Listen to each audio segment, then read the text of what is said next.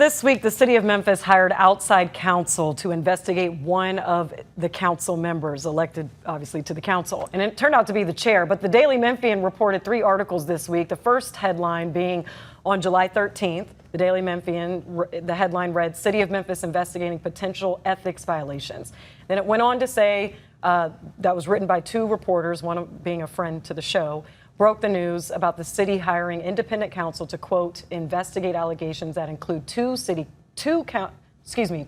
council members and a city council staffer, according to a person familiar with the matter. The individuals named in the allegations are council chairwoman Jana Swearingen Washington, council member J.B. Smiley, and Ashley Hayes, the council's new chief administrator. That is quoted in the first article from the Daily Memphian this week. Then on July 14th, council chair allegedly pushed staff for donations. That was the headline. This one focused on council chair Jana Swearingen Washington. Then on July 16th, council member J.B. Smiley said that he is not the subject of ethics investigation. The DM reported that one, obviously focusing on J.B. Smiley. I'm going to start out with a larger conversation here about this, and then we'll get into a little bit of the specifics of the messiness that was brought about. But Deidre, I want you to start off. What is going on with Democrats right now? This is the latest investigation that we're seeing, and a lot of them have to do with taxpayer money. So I'm just going to say that these Democrats are innocent until they're proven guilty. And that's the reason there is a process of evaluation. Some of them are going through a court process, some are going through an ethics review process. So I'm going to say these Democrats are innocent until they're proven guilty. Let's go through the process and see what happens. Okay, that's a smart answer. And you are a politician at heart, so yeah, good. Scott, here, so ethics violations, you sit on the board for the city's ethics board. So give us the process of what happens whenever an ethics complaint is filed. Well, if an ethics complaint arises, there's a website citizens can go to and they can file an ethics complaint.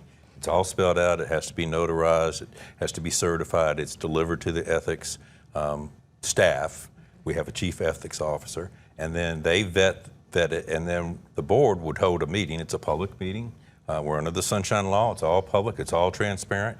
We hold the meeting. The charges are brought forth of what the accusations for that were unethical, and we as a board decide if we should refer it to the city attorney or refer it to the DA if there's any, and that's the process that we take on ethics complaints. Okay, so just to clear the air on this, right. Have you all received ethics complaints? We have not received an ethics complaint on this, but that's because if we did, we would refer it to the city attorney, and the city attorney has already taken up this. So I'm not sure that we even need to be a part as the board. Okay. Otis, I want you to talk, one, about the Democrats that have been, the number of them that have been under investigation now.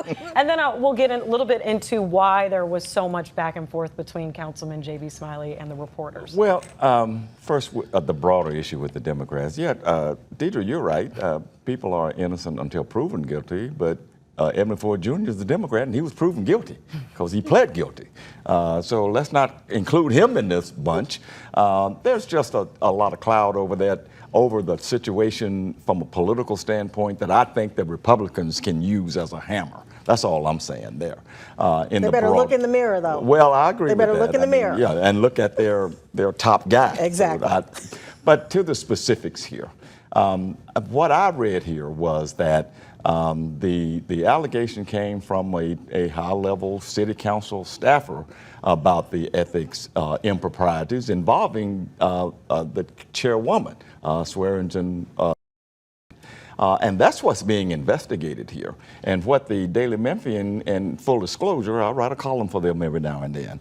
But what the Daily Memphian clarified here was J.B. Smiley was questioned in the initial beginning of the investigation. He says it's not about him. They wanted to know if he knew anything, and he said he didn't know anything. The back and forth here is more of a politician not liking what a news organization does, and that has happened forever. And if you get a politician mad at you as a journalist, you've done something right in my mind. So I think that's much to do about nothing there. The big issue here is whether there was any ethical violations by the chairwoman in getting staff to do some unethical things. And you've been a former chair. So you read up on these investigation claims of Janice Swearingen Washington? What was in the press? Yes. So, your thoughts about being in that position and now facing an investigation for ethics, how should she go about this? She needs to disclose things that she did. When you're the chair, you're basically held to a higher standard. I mean, you're the chair and you have a responsibility and you have to be careful what you asked for. You can't, if the allegations are that she approached staff and asked for contributions to a nonprofit that her husband is involved in, that's a no-no. That's bad. You can't buy books and put them in your car and take them for your personal use. That's a no-no. So, those are the accusations. I don't know that she actually did that. But as chair, you have to be conscious that there's a spotlight on you, that you represent the council and you're under the microscope with what you do. Wow. And as a former chair, I can tell you that she does probably need to have legal counsel. I think that's important. But I also believe that as a part of the 100 books, there was a reception. She gave those books out at the reception. She didn't charge anybody for the reception. That was for the 107 days event for former Vice President Kamala Harris. So that's my understanding around the books. But I would ask, why did she use council funds to buy those books? Which council funds are taxpayer dollars. They are so why are the taxpayers paying for a book written by a former vice president to give out? Well, because the city council hosted the reception. That's the reason why.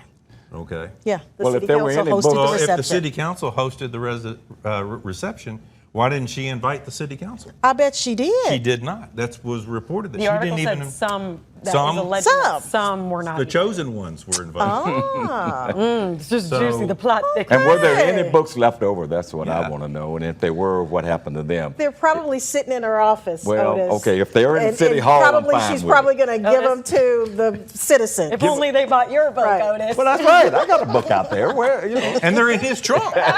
All right. Thank you all so much. Lively conversation. We're going to do a quick bonus episode segment, so be sure to go on 24 Plus to watch that. But thank you for joining us on ABC 24 This Week. We hope you'll join us next week for ABC 24 This Week.